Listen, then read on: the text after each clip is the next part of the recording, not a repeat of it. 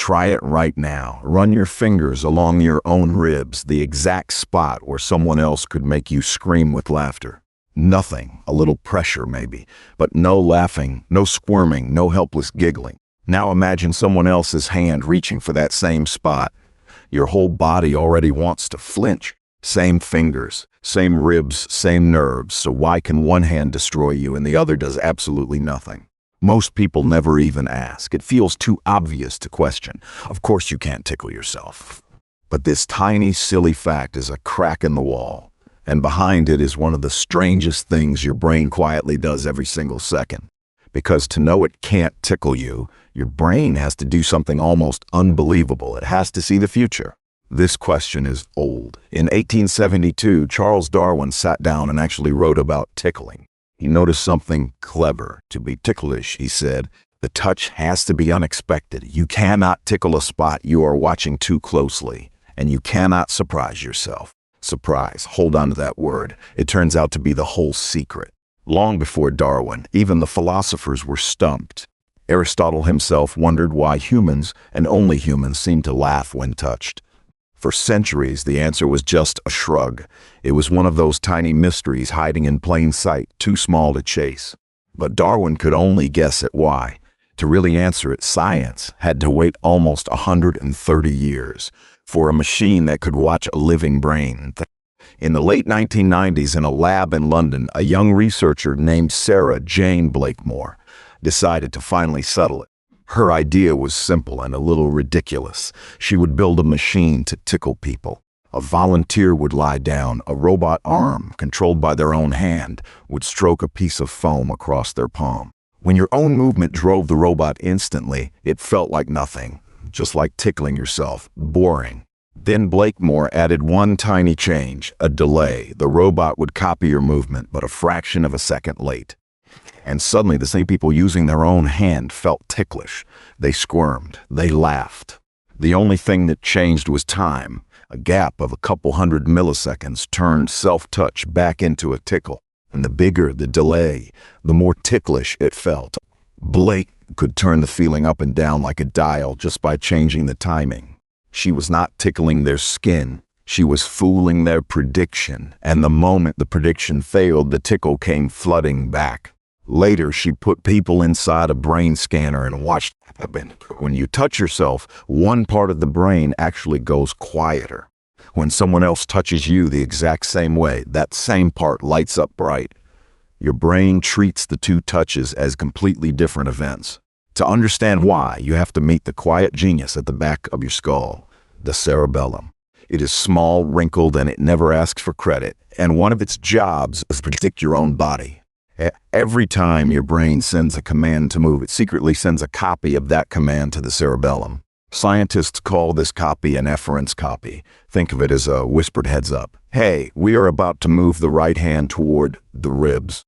Using that whisper, the cerebellum builds a prediction of exactly what that movement will feel like before it even happens. Then, when the real touch arrives, your brain compares it to the prediction, match, expected, and it turns the volume way down. This dimming has a name, sensory attenuation. Your brain literally mutes sensations you caused yourself. It happens for a good reason. Your own body is constantly touching itself. Your clothes, your folded arms, your tongue against your teeth. If your brain paid full attention to all of it, you would be drowning in signals. So it quietly cancels the noise you make yourself and saves the alarm for the world outside. That is why your own touch feels dull, not because the nerves are weaker, but because your brain saw it coming and quieted it down. But another person's hand, your brain has no whispered heads up, no prediction, no match. So the touch arrives at full volume, unexpected, unmute, and your body reacts the only way it knows how. The tickle was never really about the fingers. It was about surprise all along. Darwin was right. But this raises a second strange question. Why does surprise on your ribs make you laugh at all? Why is tickling funny? There are actually two kinds of tickle. In 1897, two psychologists gave them names. The first is the light, feathery kind that makes your skin crawl. They called it nismesis. It is basically a gentle alarm. Something is on you, brush it off. The second is the heavy kind, on your ribs and under your arms, the kind that makes you howl. They called it gargalesis, and it only works when another person does it. And here is the eerie part. The spots that are most ticklish are the spots that are most vulnerable. The neck, the ribs, the belly, the soles of the feet. These are the places you would protect first in a fight. Soft spots over vital organs. Many scientists think tickling is ancient play, a safe, laughing rehearsal for defending the softest parts of you. And we are not the only ones who do it. Tickle a great ape and it makes a breathy, open-mouthed, laughing sound. Tickle a young rat and it chirps, a high ultrasonic giggle far above what human ears can hear. The scientist who discovered this Yak-Duk Panksepp found the rats would even chase his hand, begging for more. Laughter, it turns out, is much older than jokes. It began as the sound of safe, friendly touch between bodies. Watch a parent tickle a baby. The baby laughs before it can talk, before it understands a single word. The laughter comes first. It is one of the earliest games our species knows, a way of saying without language, you are safe here with me. Now for the twist. That quiet prediction system, the one that mutes your own touch, is doing something far bigger than stopping tickles. It is how your brain knows which movements are yours. It is a line drawn moment by moment between self and not self. Every second, your brain quietly labels the world. This touch I caused, that touch something else did. Usually you never notice this line. It only becomes visible when it breaks. In some people living with schizophrenia, this prediction goes quiet, and something unsettling happens. They can tickle themselves. Their own touch arrives unmute, full volume, as if a stranger did it. Some describe an even stranger feeling, that their own movements are being made by someone else. Their own hand feels foreign. Researchers found these same people often could tickle themselves in a lab test when most of us simply cannot. The broken line showed up in something as small as a giggle.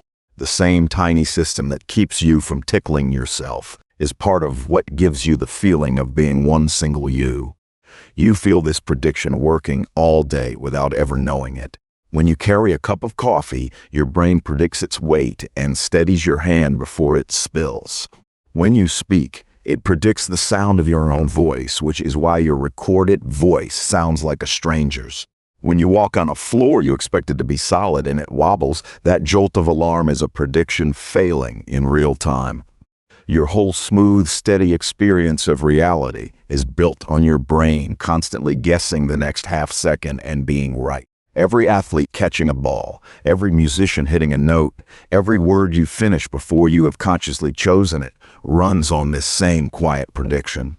It is so reliable that you mistake it for reality itself. You think you are simply seeing the world. You are seeing your brain's forecast of it. You are not really living in the present. You are living in your brain's best guess of a moment that has not quite arrived. So go ahead, run your fingers along your own ribs one more time. The silence you feel is not nothing. It is your brain quietly seeing the future one touch ahead of you, keeping you exactly who you are. And the reason you can't tickle yourself is the same reason you have never once been a stranger to your own hands.